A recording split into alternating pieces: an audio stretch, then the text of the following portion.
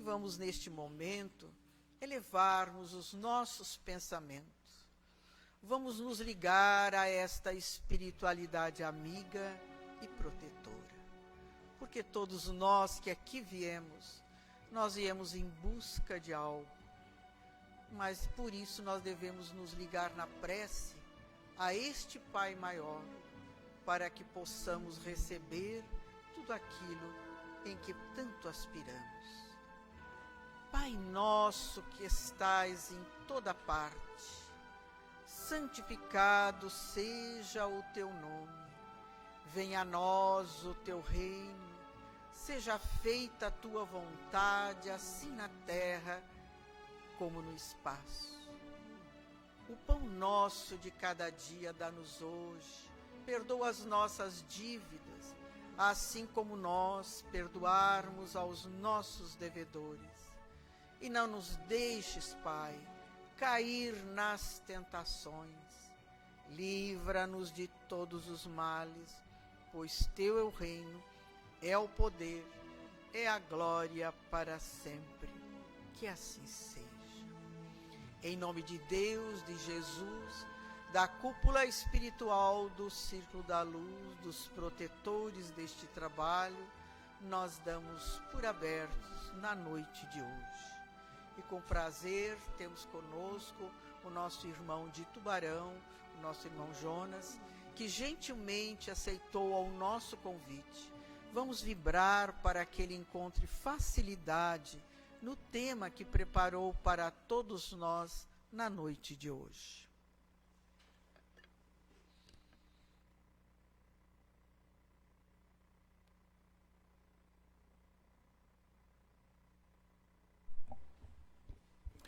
Uma boa noite a todos. Que o Mestre e amigo Jesus possa estar presente em nossos corações nesta oportunidade tão sublime, nesta casa, neste círculo de luz. Quando convidados para realizarmos a exposição doutrinária da noite, passamos a refletir acerca de qual tema deveríamos abordar. É certo que em muitas ocasiões buscamos algo de inédito, alguma reflexão nova, mas por outro lado, é imperioso retornarmos de quando em quando aos fundamentos da doutrina dos Espíritos para nos bem situarmos e compreendermos a doutrina a que afirmamos esposar, amar, refletir. Quando buscamos na história da doutrina dos Espíritos, veremos que Allan Kardec, o ínclito codificador desta doutrina, teve um cuidado muito especial ao defini-la, dizendo ser o Espiritismo uma ciência e uma filosofia. Num primeiro instante, Allan Kardec não a apresenta como sendo uma religião. Dirá o codificador que não o fez de maneira proposital, porque talvez as pessoas pensassem ser apenas mais uma opção, mais uma vertente, mais uma forma dogmática de apresentar à humanidade pensamentos religiosos. Mas no ano de 1868, em um discurso pronunciado na Sociedade Parisiense de Estudos Espíritas, o primeiro centro espírita da face da Terra, Allan Kardec dirá que o Espiritismo é uma religião, e nós muito nos ufanamos deste fato. Mas ele o é num sentido muito especial. O Espiritismo é religião no seu sentido natural, de comunhão de ideias. Porque se nós buscarmos o Espiritismo como religião no seu sentido de dicionário, no sentido comum, vulgar da palavra, nós não encontraremos elementos que o caracterizem como tal. Se pegarmos alguém da cidade de Criciúma, que nunca adentrou uma casa espírita, vendarmos os seus olhos, colocando-o no meio deste salão, e perguntarmos a ele onde ele se encontra, talvez encontrasse dificuldade em dizer que está num ambiente religioso. Ele não encontra no ambiente aquilo que normalmente caracteriza os templos, como imagens, altares, vestimentas especiais, paramentos, cânticos, liturgias. E por isso, para ele não está no espaço religioso. Mas se pegarmos a mesma pessoa e levarmos até a matriz da cidade, na igreja matriz, ele certamente dirá: eu estou num templo, numa igreja, vejo ali um altar, vejo imagens, vejo objetos que identifico como sendo religiosos. Allan Kardec, sabendo disso, afirma ser o Espiritismo uma ciência e uma filosofia. Portanto, as suas bases são muito robustas. Mas ele não, de forma alguma, desconsidera o aspecto de religião natural que o Espiritismo propõe. Tanto que, no ano de 1864, ele publicará um livro que é conhecido de todos nós. É um livro que normalmente tomamos por leitura diária, colocamos ao lado da cabeceira, para leituras principalmente em momentos de aflição e dificuldade. É este livro aqui, certamente de conhecimento da grande maioria de nós, que é o Evangelho segundo o Espiritismo. Allan Kardec publica o livro inicialmente com outro título: Imitação do Evangelho segundo o Espiritismo. O seu editor chama a atenção e sugere que o título fosse modificado, para que fossem evitadas talvez querelas desnecessárias, porque talvez os opositores do Espiritismo argumentassem: vocês espíritas têm a imitação do Evangelho, nós possuímos o original. Discussões desse tipo. Mas Allan Kardec pretendia, com a palavra imitação, algo muito mais sublime. A imitação do Evangelho era colocarmos o Evangelho como meta, como algo a ser imitado em nossas vidas, no nosso cotidiano. Compreendendo o Evangelho, as máximas morais apresentadas por Jesus, e depois de compreendê-las, senti-las, vivê-las no nosso cotidiano.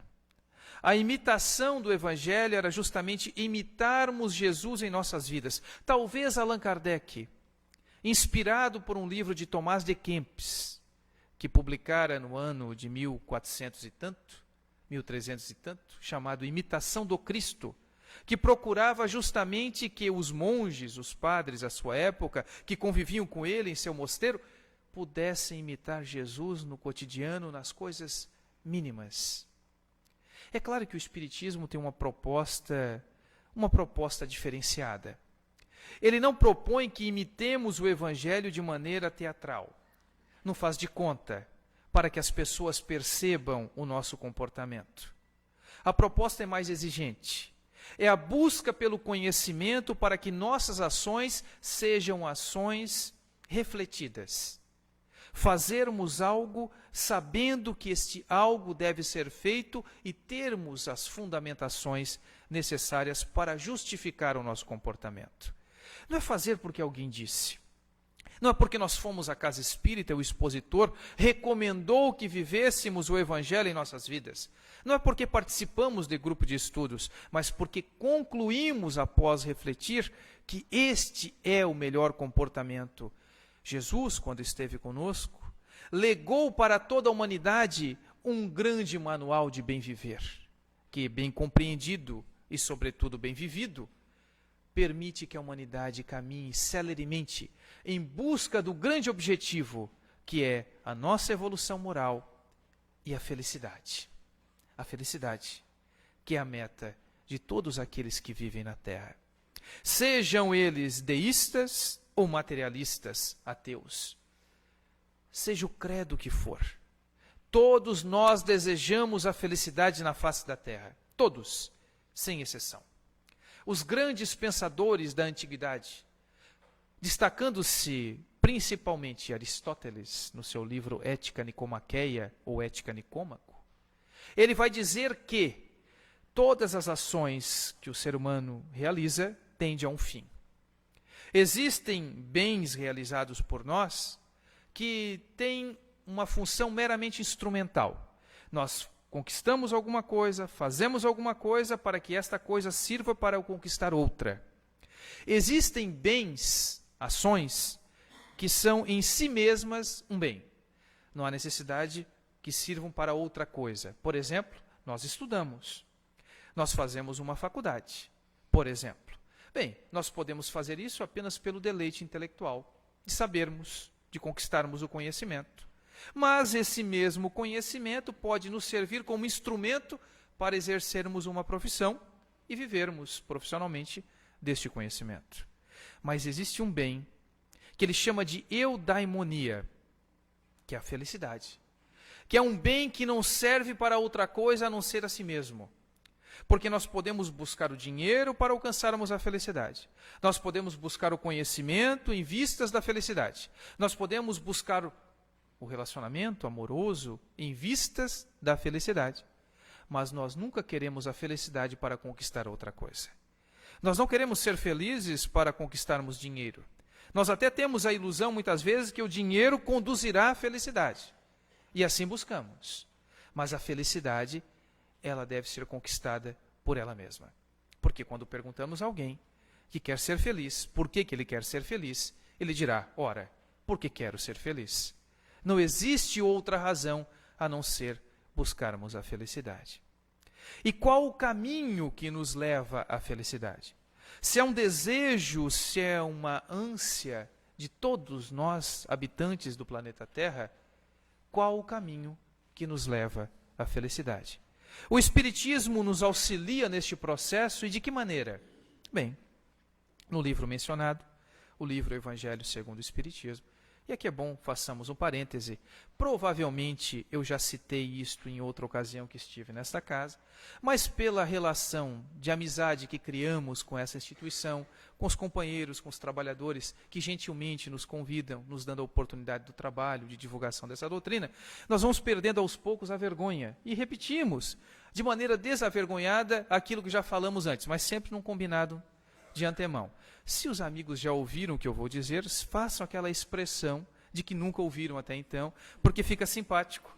Porque isso não é desagradável, alguém falando lá no final, puxa, de novo, é chato, né? Então, vamos repetir sempre com um sorriso, é uma maneira caridosa de recebermos o semelhante.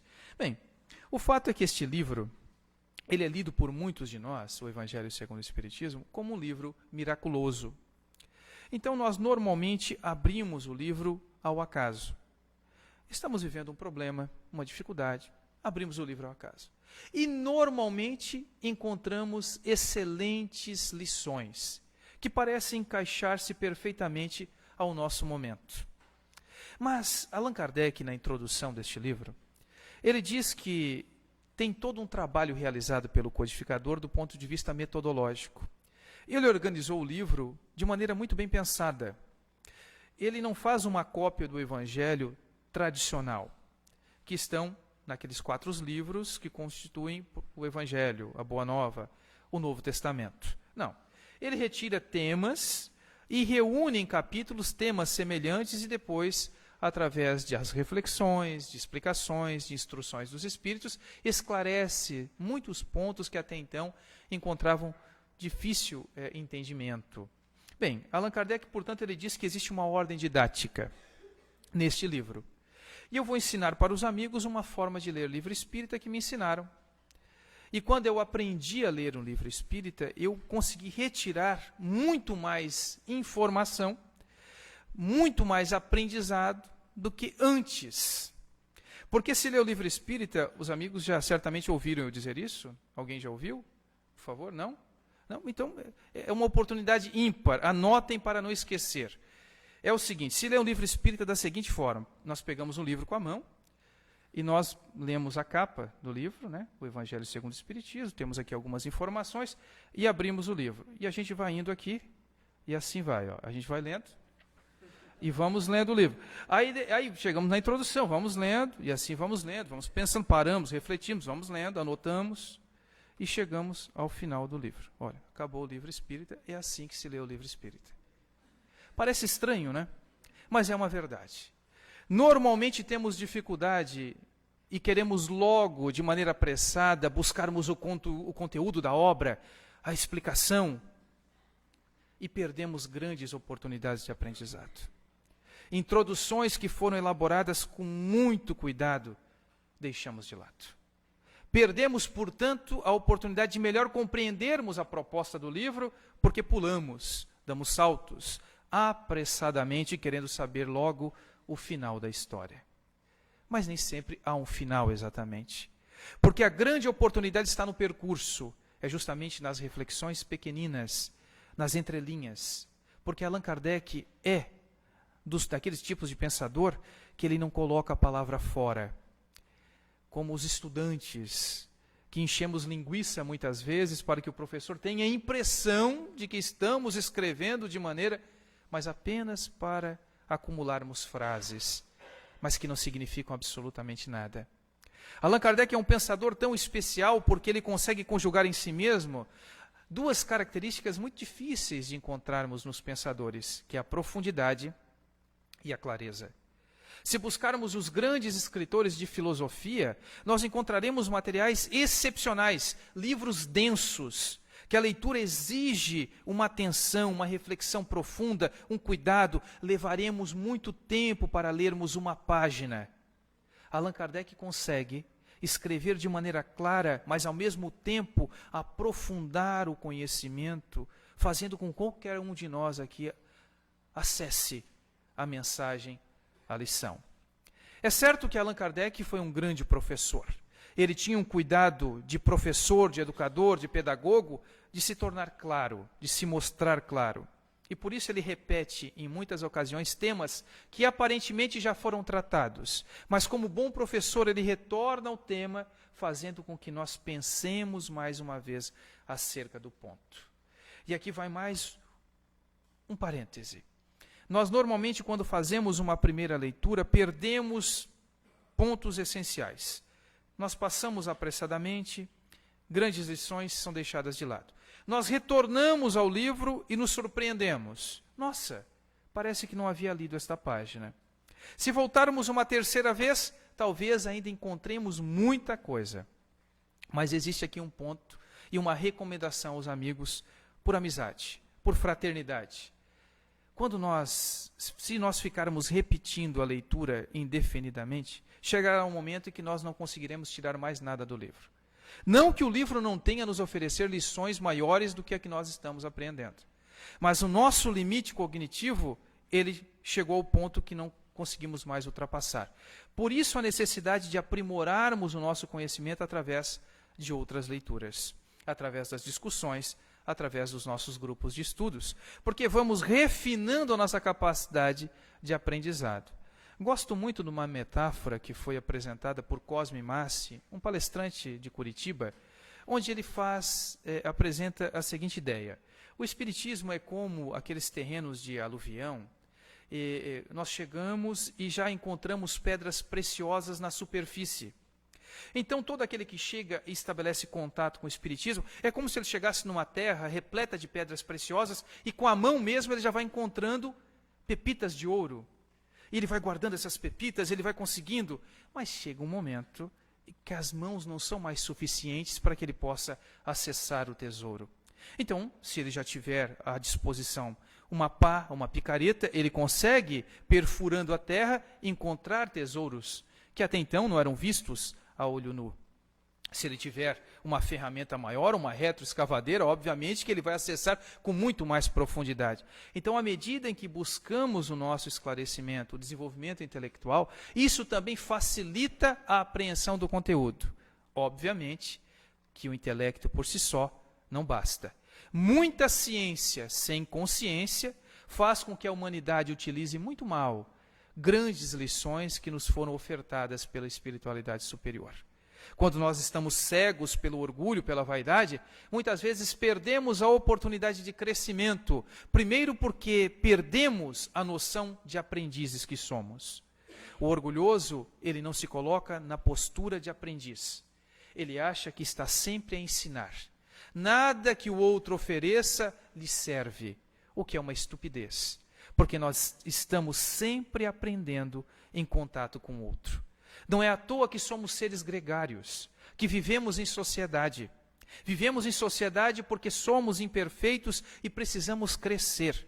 E muitas vezes de uma boca de uma criança, de uma pessoa iletrada, temos a oportunidade de um ensinamento que até então não passara pela nossa cabeça. Por isso os grupos de estudos são tão especiais. porque ali trocamos as nossas experiências, as nossas impressões dos nossos estudos. Mas não nos limitemos aos estudos em grupo. Há necessidade da complementação em nossas casas. Em Tubarão, eu brinco sempre com os nossos grupos de estudos fazendo uma pequena conta. Não sou muito bom em matemática, mas essa conta é fácil de realizar. Nós normalmente nos reunimos uma vez por semana em nossos grupos de estudos, 1h30. Acredito que aqui não seja diferente. Em regra, as casas espíritas têm grupos de estudos que se reúnem de maneira semanal, 1h30. Imaginando que nós nos reuníssemos 1h30 por semana, durante os 12 meses do ano, em média 4 encontros por mês, existe um mês que vai ser 5, mas vamos pegar aqui a média, 4 encontros mensais, 1h30 são 6 horas por mês. 6 vezes 12, 72 horas seria o tempo que dispensamos ao estudo da doutrina dos espíritos, que é uma ciência que busca tratar acerca da origem, da natureza e do destino dos espíritos, do nosso futuro, após a morte do corpo físico, que tem implicações importantíssimas nas nossas relações cotidianas, na forma de enxergarmos o outro, enxergarmos a nossa relação com a dor. 72 horas. Se tivéssemos pique suficiente e nos reuníssemos 3 dias e 3 noites seguidas, nós estaríamos então alcançando todo o conteúdo programático, todo o tempo que normalmente dispensamos aos estudos em nossos grupos de estudos. Portanto, há necessidade do nosso complemento diário, a nossa leitura diária, a nossa reflexão. Por isso que é importante o estudo, o aprimoramento. Mas voltemos ao tema para não ficarmos divagando. Neste livro, O Evangelho segundo o Espiritismo, nós encontraremos um capítulo reservado a algo muito importante. Não que o livro como um todo não seja, mas esse capítulo é especial. Allan Kardec toma uma frase dos Espíritos e a coloca como bandeira da proposta moral religiosa espírita, que é justamente fora da caridade que não há salvação. Fora da caridade não há salvação. É o capítulo 15 do Evangelho segundo o Espiritismo. É interessante, porque esta frase não é apenas uma frase de efeito. Não é uma frase apenas pensada que Allan Kardec colocou com uma expectativa de mercado para vender o livro. Não é isto. É uma frase que tem implicações práticas para todos nós. Se bem compreendida, ela nos conduz à tão sonhada felicidade. Allan Kardec chega a dizer neste capítulo que o caminho único que nos conduz à felicidade é a caridade. É o único caminho, não é apenas um caminho, mas é o único caminho que nos conduz à felicidade. No Livro dos Espíritos, que é a obra fundamental da doutrina espírita, publicada em 1857, Allan Kardec dirá, através das lições dos Espíritos, que a caridade é a virtude por excelência. É a maior das virtudes. E se as virtudes são a condição necessária para o nosso aprimoramento, para a evolução espiritual e, portanto, para a conquista da felicidade, é imperioso refletirmos acerca da caridade, seu conceito e sua aplicação. Normalmente, nós imaginamos saber o que seja caridade. Se perguntarmos o que é caridade, parece que intuitivamente nós sabemos o que seja caridade. Mas um cuidado. Existem questões que são muito mais intrincadas e difíceis de resolvermos do que uma aparente questão. Santo Agostinho, enquanto encarnado na Terra, ele se debruçava muito acerca da origem das coisas, a origem de Deus, a sua natureza. E uma das questões difíceis que ele procura resolver do ponto de vista filosófico é justamente o tempo. Porque antes de Deus fazer o universo, o que ele fazia? E ele recorre a um estratagema filosófico interessante. Ele diz que não existia o antes. Porque antes de Deus fazer a matéria, não existia antes, porque o tempo é uma propriedade da matéria. Se Deus não tinha feito a matéria, não tinha o antes, porque não tinha o tempo. Bem, é uma explicação filosófica. Talvez a gente não se contente com ela, mas é uma explicação do ponto de vista filosófico interessante. E quando perguntavam a ele o que é o tempo, ele dizia assim, bem, o tempo, claro que eu sei o que é o tempo, todos nós sabemos o que é o tempo. Mas eu só sei o que é o tempo até o momento que alguém me pergunte o que é o tempo, porque quando me pergunta eu já não sei mais o que é o tempo. Muitas vezes é assim, as pessoas nos perguntam alguma coisa, intuitivamente nós sabemos o que é, mas quando nos pedem para explicar, a gente não sabe mais o que é, não consegue explicar. Bem, a caridade normalmente é assim. Quando nos perguntam o que é caridade, nós normalmente falamos o seguinte: caridade é fazer o bem. Não é isso? Caridade é fazer o bem. Mas será que caridade significa fazer o bem? À luz da proposta espírita, caridade não é apenas fazer o bem. Todo aquele que faz o bem, ele está agindo no caminho correto. Mas não quer dizer que ele esteja sendo caridoso. Todo indivíduo caridoso faz o bem, mas nem todo aquele que faz o bem é caridoso. Como assim? Para o Espiritismo, a caridade é uma virtude e somente é alcançada quando nós a realizamos de um jeito muito especial, desinteressadamente. Enquanto as nossas ações forem motivadas por interesses, nós não estamos sendo caridosos. Nós estamos fazendo bem, que é muito bom, diga-se de passagem, mas não estamos sendo virtuosos na caridade ainda. Fazer a caridade conforme a entendia Jesus é agirmos pelo desinteresse, é amarmos o outro, é fazermos ao outro aquilo que o outro fizesse a nós, que nós gostaríamos, mas sem esperarmos absolutamente nada em troca. Em geral, somos motivados pelos nossos interesses pessoais. Os espíritos afirmam que uma das dificuldades maiores ao nosso aprimoramento é justamente o interesse pessoal, porque a caridade, esse gesto desinteressado, ele choca justamente com os nossos interesses. Muitas vezes deixamos de fazer o bem porque aquilo não é exatamente o que queremos. Isso implica em abrirmos mãos de muita coisa que nos interessam de forma imediata e sensível. Eu tenho que abrir mão do meu final de semana, eu tenho que abrir mão, de repente, da conquista de um carro novo, isso e aquilo outro. Então, nós vamos protelando as ações, a conquista pela virtude caridosa, e vamos deixando de lado. E vamos fazendo bem. Quantos são aqueles que chegamos à casa espírita e nos é orientado, através do atendimento fraterno, a fazermos o bem? Porque chegamos mal, chegamos muitas vezes em situações deploráveis, recorremos a consultórios médicos, psicológicos e não encontramos o resultado desejado. E alguém diz assim: vai à casa espírita, vá no Círculo da Luz, você será muito bem atendido na casa. E nós buscamos o centro espírita. E buscamos o centro espírita, claro, obviamente, no interesse de nos tornarmos ou estarmos melhores. Não há nenhum problema nisso, é muito legítimo esse desejo. Agora, quando chegamos aqui, alguém diz assim: meu amigo, faça o bem que você vai se sentir muito melhor. Inclusive, a nossa casa oferece, nós fazemos aqui, nos reunimos, nós organizamos farnéis, cestas básicas, confeccionamos roupinhas, enxovais. Compareça aqui no domingo às 8 da manhã, nós estaremos aqui reunidos para atender ao nosso público, aqueles que vêm à casa em busca do atendimento material. E nós, interessadamente, comparecemos à casa no domingo às 8 da manhã. A contragosto, muitas vezes, mas comparecemos. Porque temos o interesse de ficarmos melhor. E nos disseram que vamos ficar melhor se nós fizermos o bem ao outro. Então a gente vem. Só porque o bem ele tem algo muito interessante. À medida que vamos fazendo o bem, nós vamos nos contagiando com essa ação, que chega um momento em que nós não conseguimos mais não fazer o bem. No primeiro momento, talvez o interesse será maior do que a própria ação no bem. Mas à medida que vamos realizando, esse interesse vai diminuindo. Emmanuel diz algo interessante no livro Consolador. Ele diz que a disciplina antecede a espontaneidade. As palestras públicas, elas não estão aqui para que nós aprendamos o Espiritismo com profundidade. Não é esse o objetivo das exposições públicas. O objetivo principal é de sensibilização, é de provocação. Nós chegamos à casa espírita e a palestra nos sensibiliza, nos toca, nos provoca a pensarmos, a refletirmos sobre muitos pontos acerca da nossa existência, e nós vamos buscar respostas através da literatura espírita, dos nossos grupos de estudos. Mas a palestra tem esse condão muito mais de sensibilização.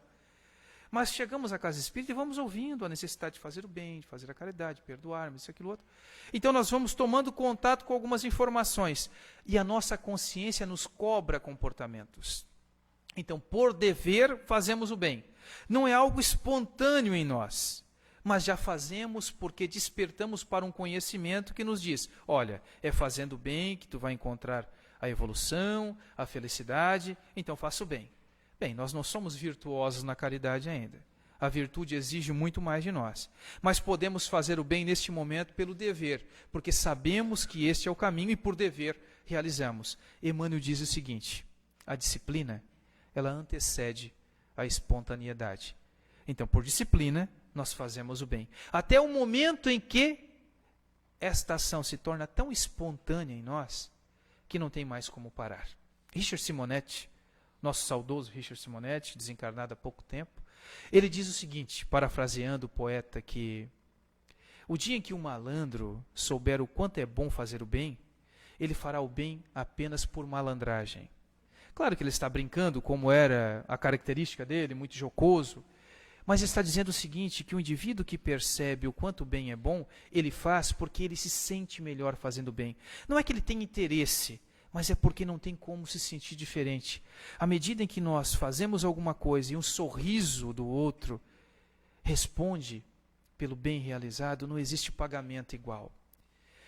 Quando somos abraçados, ou mesmo quando somos ignorados, mas temos o sentimento útil que fomos úteis àqueles outros que estão precisando mais do que a nós naquele momento. Na questão 886 de O Livro dos Espíritos, Allan Kardec interroga os imortais da seguinte forma: qual o sentido da palavra caridade conforme a entendia Jesus? E eles respondem: benevolência para com todos, indulgência com as faltas alheias e perdão das ofensas. A benevolência nós estamos nos esforçando por realizar. É o bem, é o atendimento, muitas vezes material. Mas a indulgência e o perdão nós ainda encontramos dificuldades. Ser indulgente é procurar compreender por que o outro agiu daquela maneira, sem condenações. E como isso é difícil ainda no nosso cotidiano. Como é difícil nós olharmos o outro sem julgarmos a ação realizada, sem condenarmos. Porque se fosse apenas o julgamento, eu que tenho formação em direito, diria o seguinte, bem, o julgamento, um juiz quando ele vai julgar, ele vai pesar as provas que foram produzidas durante a instrução processual. Se é um processo criminal, as provas produzidas pelo Ministério Público, as provas produzidas pela defesa, e ele vai formar a convicção dele e julgar. O problema é que quando tomamos contato com alguma ação, nós não julgamos, nós condenamos sumariamente, sem direito de defesa. O comportamento do outro é um comportamento pecaminoso. Mas, curiosamente, quando nós realizamos algo semelhante, nós temos um rosário infinito de justificativas, de teses de defesa, para justificarmos o nosso comportamento. E o outro não. A proposta espírita de indulgência, que é a proposta cristã, é acolhermos o outro, não é compactuarmos com o erro, mas acolhermos aquele que ainda se equivoca. É tão bom quando nós nos equivocamos e uma mão amiga oferece-se por nos auxiliar, sem condenação. Porque na maioria dos casos a nossa consciência já nos cobra, e nos cobra muito, principalmente depois de um certo momento, porque já tomamos conhecimento do que devemos realizar. Inácio Ferreira, enquanto encarnado na Terra, era médico espírita, era diretor de um hospital psiquiátrico em Uberaba. Ele, vez ou outra, mantinha discussões num jornal chamado Flama Espírita, com um padre da cidade. Eles tinham dificuldades de entendimento, então tinham discussões alfinetadas. Mas ele escreveu certa feita algo muito interessante. Ele disse o seguinte, ele disse que quando Jesus esteve conosco na Terra, no momento infamante, dependurado no madeiro, na cruz, ele disse o seguinte: Pai, perdoai-os, porque eles não sabem o que fazem. Mas agora, diz ele escrevendo, se Jesus voltasse aqui, certamente diria diferente. Diante do conhecimento, da oportunidade que temos no cotidiano de aprendermos e modificarmos, ele diria o seguinte: Pai, pau neles, porque eles já sabem o que fazem. Nós estamos num momento evolutivo onde a ignorância já não cabe tanto. nós temos informações suficientes para nos respeitarmos. Se não somos virtuosos, podemos, no mínimo, agirmos de forma polida, respeitosa com o nosso semelhante, buscando copiar aqueles que já vivem de maneira moralizada. Porque, no final das contas, tudo o que nós praticamos, tudo o que refletimos, é na busca da conquista do amor incondicional. Jesus apresenta a sua regra áurea: ame a Deus sobre todas as coisas e ao próximo como a si mesmo. Interessante, normalmente não pensamos sobre essa frase. Ela é tão repetida, que nós tomamos como mantra, mas não refletimos. Jesus coloca a medida do amor em nós mesmos. Amar o outro conforme eu me amo. Mas nós somos espíritos imperfeitos, é verdade. E o nosso conceito de amor ainda é muito mais complicado do que o próprio conceito de caridade. Caridade não é só bem, como o amor normalmente ele é restringido a muitas coisas que estão muito distantes do amor conforme Jesus nos amou. Mas quando ele estava para desencarnar, na última ceia, ele coloca um desafio.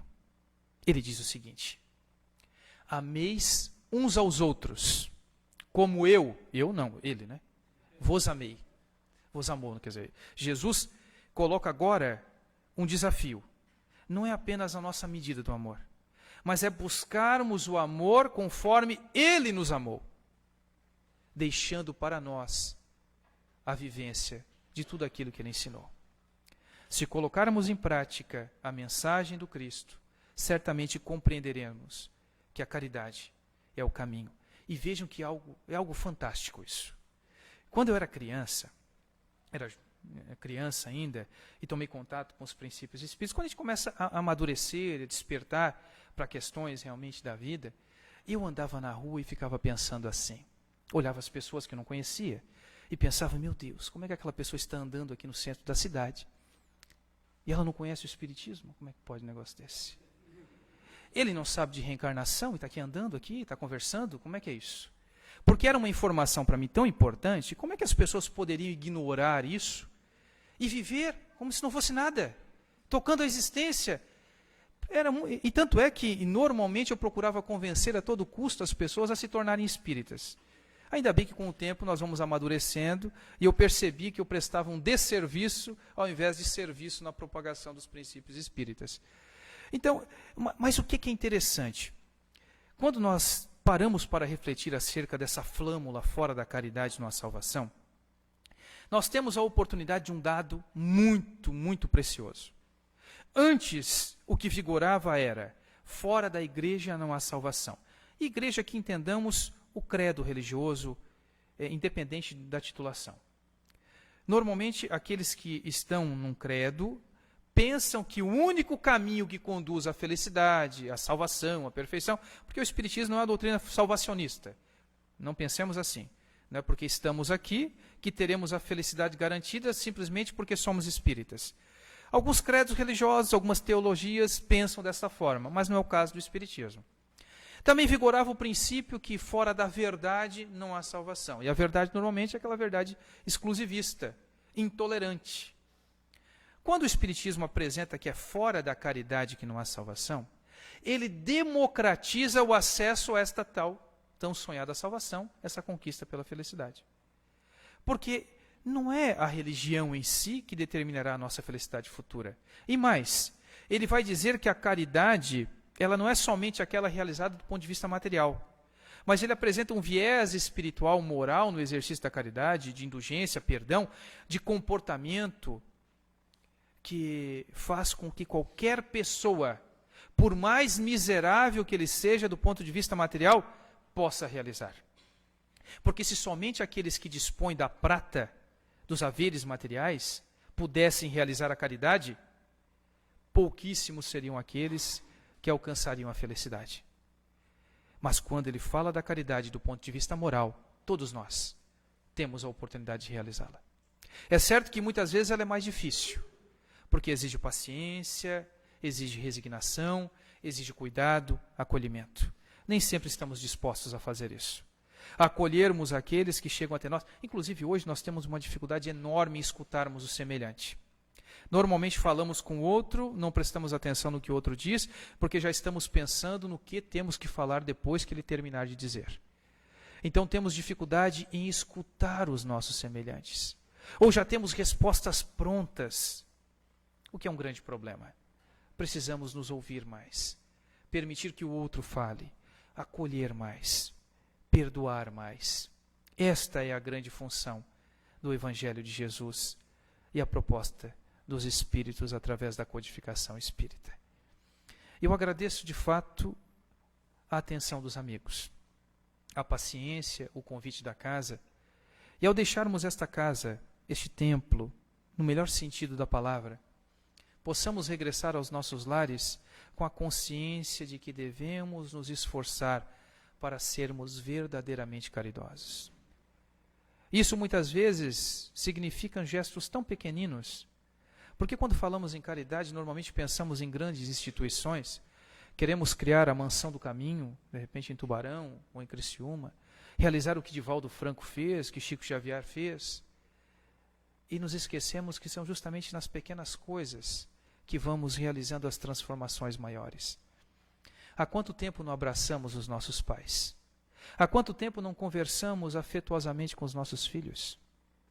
Há quanto tempo não cumprimentamos alguém na via pública, falando um bom dia, desejando honestamente que ele tenha um bom dia? São coisas tão pequenininhas, são tão triviais, mas deixamos passar. A proposta espírita é que nos transformemos, sem autoflagelação, a nós mesmos. Eu sei que é mais fácil transformar o outro, mas o desafio é a nós. Que possamos levar isso em nossos corações, até porque reconhece-se o verdadeiro espírita por sua transformação moral e pelos esforços que ele empreende para domar as suas más inclinações. Muito obrigado e que Deus abençoe a todos nós.